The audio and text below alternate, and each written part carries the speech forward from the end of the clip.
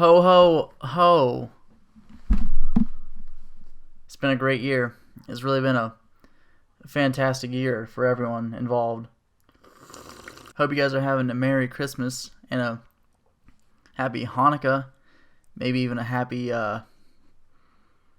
what's the one? Kwanzaa. I was at CVS the other day and this dude was like, I never actually seen it in the wild. I always it's always like that stereotypical joke, but this dude was in front of me in the line and the cashier's like, Merry Christmas, and the guy's like, I'm Jewish, and then walked away. And I was like, wow, that's kind of fucked up. Like, I never actually thought I'd see that ever happen. Pennsylvania is closed down until the 4th, and I don't really know when we're going to reopen. I mean, they say we're going to reopen the 4th, but I mean, with the way things go, I just don't really know what to believe. But I was thinking to myself, sometimes having no job is better than having a shitty job. And tomorrow morning I'm flying down to Tallahassee, Florida to see my mom for Christmas and get out of the snow for a while. And I haven't been to Tallahassee, Florida since I moved out when I was 18. And while I was there, I underwent a string of the shittiest employment history of my entire adult life. It's still to this day, it tops it as the shittiest jobs and the the worst experiences ever. So I figured today I make a little white Ruski, sit back and have all you sit on Poppy's lap, and I'll tell you a story about the time I worked at Party City. Decorations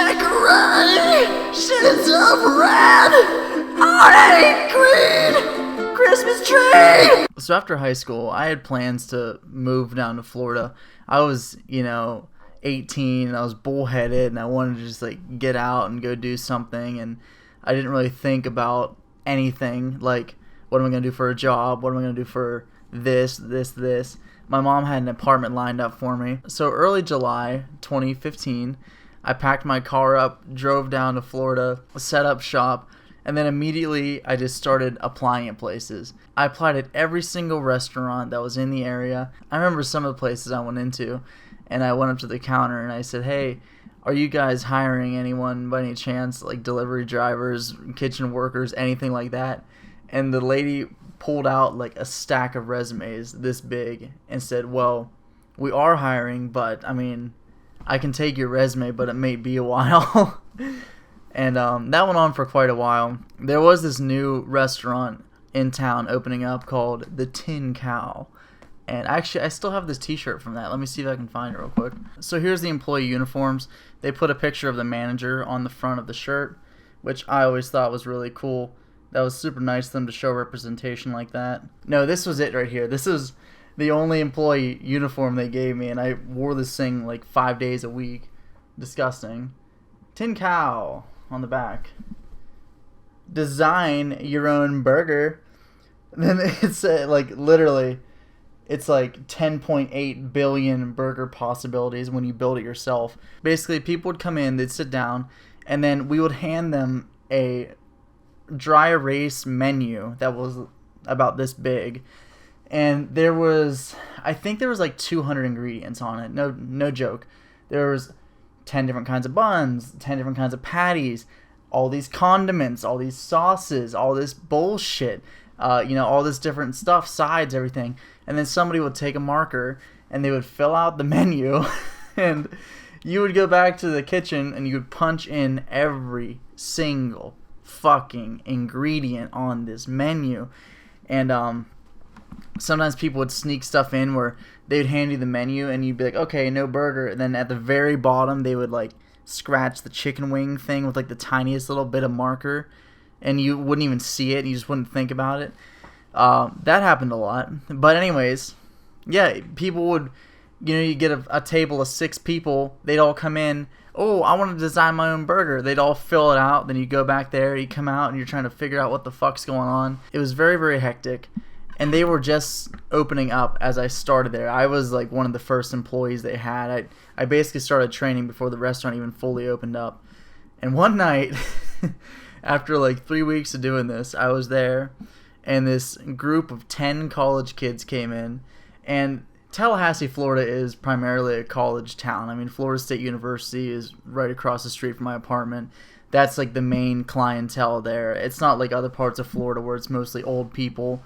It's a lot of college kids. So one night these 10 college kids come in and they all ordered custom burgers, all this bullshit. I bring out their food, I bring out their drinks. We have 2 more people coming. 1 person shows up, 3 more people come in. They're standing by the table. It comes time to do the bills. Hey, buddy, we're going to cash out. Me and her are on the same check, and I want to pay for half of that dude's onion rings. And, hey, me, buddy. Hey, I'm getting everyone's first round of drinks, and then me and her are splitting the burger, but then I'll get his appetizer. Okay, yeah, bro. Me and him, we're not together, but I want to pay for her meal, and then she wants, and it just went on like this, like the whole fucking table. And if you ever go out to eat and there's like fucking 10 of you, you're going out for homecoming, prom, you just fucking celebrated because they just fucking landed a goddamn rover on Neptune or some fucking bullshit.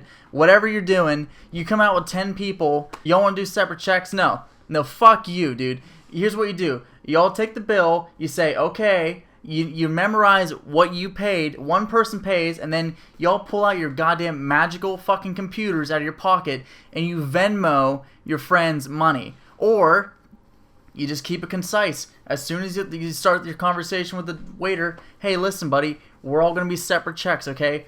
Cool, gotcha. Don't be this fucking, I'm getting that No, have some fucking respect and just be a good person, okay? Even though everyone in my audience is a great person, I'm just telling this to the 3 people that stumble across this that don't watch a 24-year-old man scream at Indiana Jones on the regular. So I go back to the computer, and I'm trying to figure this shit out, and I'm like staring at my sheet of paper, and I go, holy shit, I have no fucking idea what I'm doing. So I go up to the manager, and I'm like, hey, listen, I'm really sorry, this table is like completely messed up. I tried to like figure out where everything's going, I just really don't know what to do. And the management there was pretty like, didn't really give a shit kind of mentality. And my manager looks at my screen and she says, you're going to have to figure this out, and walks away. So I go, all right, take my apron off, go out to my car, start it up, and just fucking drive home. I'm like, fuck you guys. Like, I fucking hated that job so much. And I'm driving home, and I just don't want to hear any bullshit from the manager. So I take my phone, I put it on airplane mode, and I just drive home. I'm like, fuck this. I come inside, and my mom and my uncle were over at my apartment, and she's like, what's going on? I'm like, I just fucking quit. I had like a fucking panic attack, and I just couldn't do it. I give up. And I'm sitting there, and I put my phone off airplane mode. I have a call from the manager of the restaurant. For those of you who don't know, when a server's out on the floor, they usually don't use cash registers to ring orders in, like to pay for orders, if that makes sense. They'll usually just take the money from the tables and then put it in their apron, and then at the end of the night you cash out and turn your money in.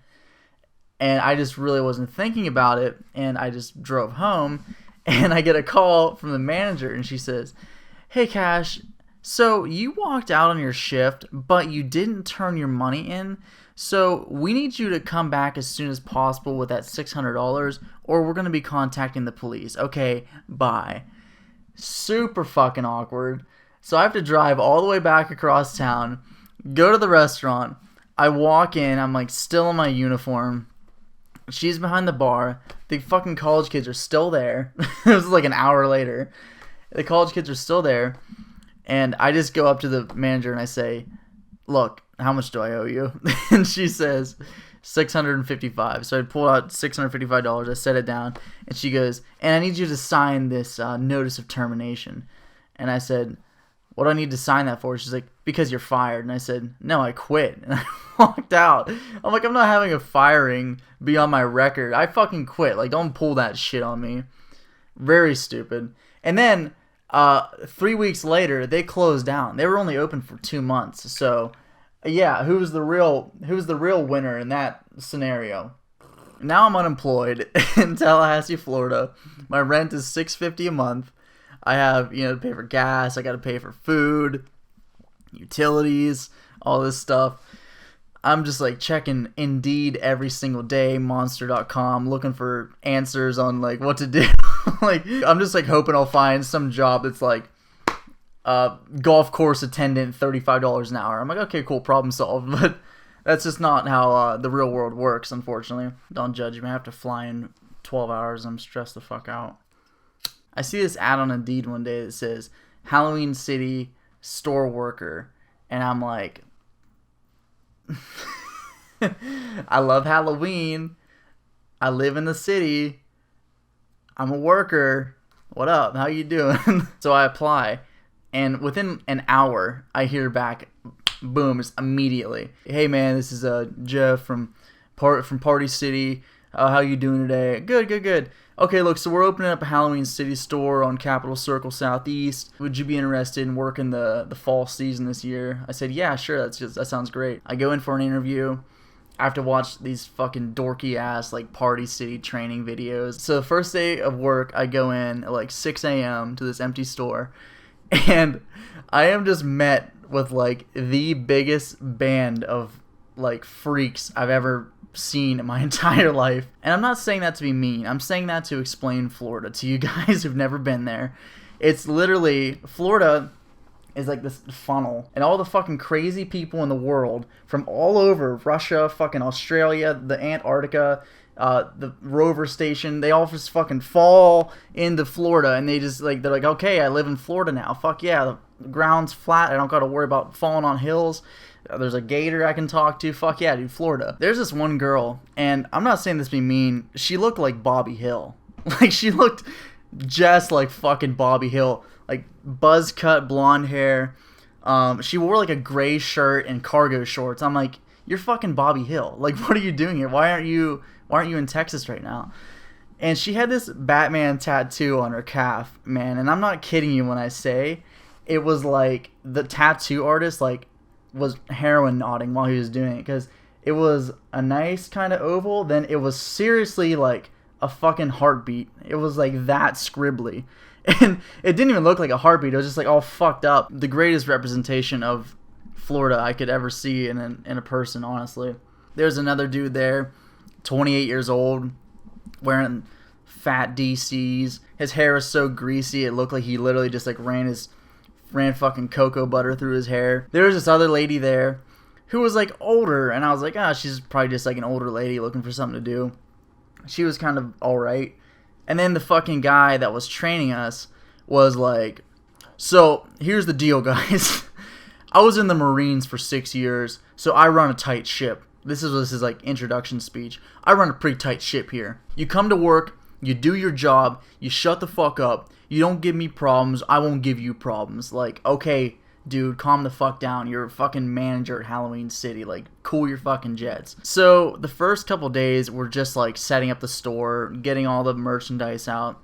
And what really annoyed me about this was that we were getting these boxes of like brand new merchandise, like nice stuff, brand new crispy masks, nice decorations, but they wanted to push all of 2014's merchandise. So pretty much everything that nobody bought in 2014 got set up first, which is stupid as fuck. We were like setting up just dumb fucking like wrinkled up costumes and stuff nobody's ever gonna buy, masks that were like literally folded up into fucking balls and put in storage containers for 12 months. They just look like shit. The store looked like crap. It looked so bad. And if you ever set up like a retail store, they'll give you a bucket of fucking hooks, and then you'll just walk around picking up these like tetanus covered stinky iron fucking lead hooks and putting them into wall slots and setting it up. Then you gotta look at a diagram and set everything up the way the diagram's set up, and if it's 1 inch off to the left, you gotta take the whole fucking thing down. So I did this for a while, and I thought, wow, this really isn't the career path that I've chosen, is it? This is just the one that chose me. I'm fucked. So 2 o'clock rolls around, and he's like, all right, let's go on lunch break.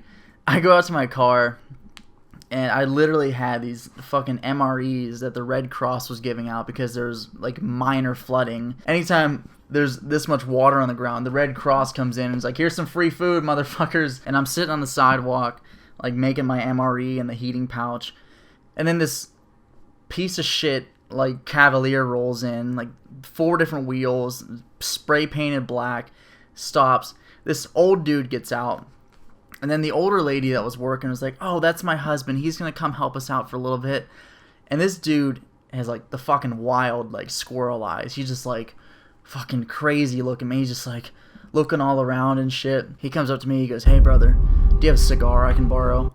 I said, no, I'm sorry, I don't. I do apologize. He goes, alright. And he's just like kind of like chilling out beside me, just like stand like way too close. I'm like eating my food. You know, the flood's coming. I'm like, what? The flood, the gates of hell, they're coming open.